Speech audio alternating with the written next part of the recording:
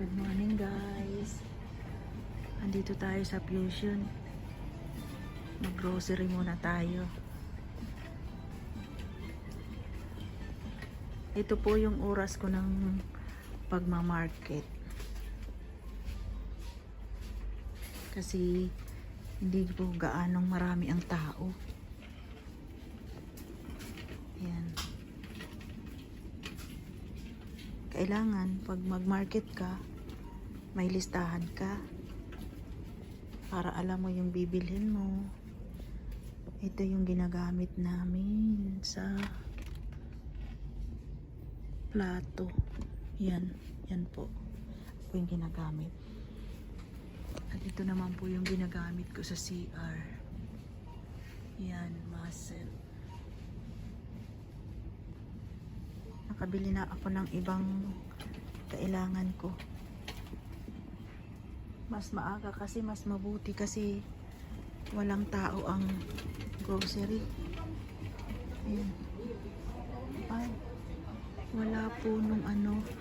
Ito po yung ginagamit namin na tissue. Ito po. Yan po. Tara po.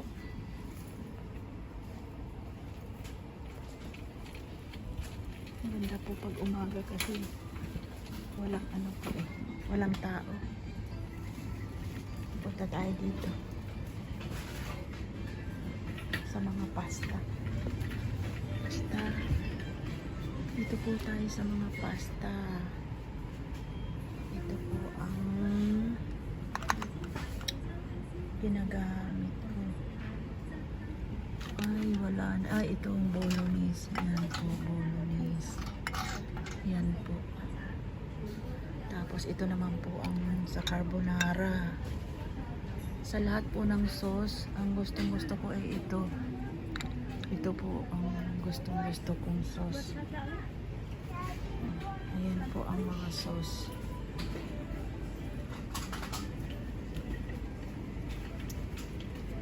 At sa tomato paste po, ito po ang pinakadabis ko pong ginagamit.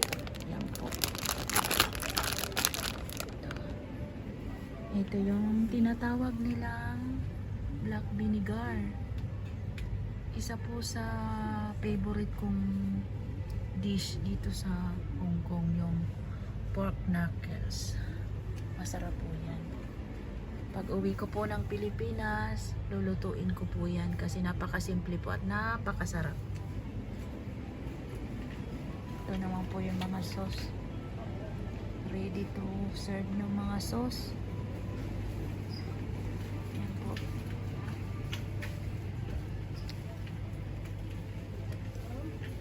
Maghanap tayo ng pasta.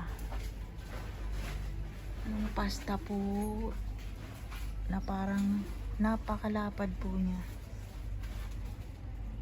Malapad po ang ano po ganito po. Ito po. Pag niluto po yan, ilumalapad. Kaso wala po.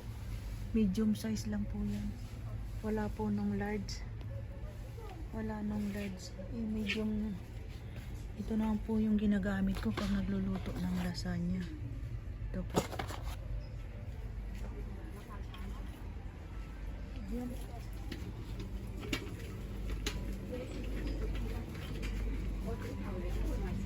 Ito kapag nagsusweet and sour, ito. Sweet and sour, yan po ang gamit ko. Sus.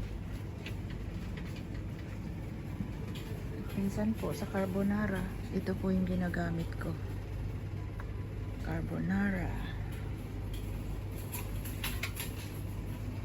At yung madalian pong sauce para sa mga bata, ito po.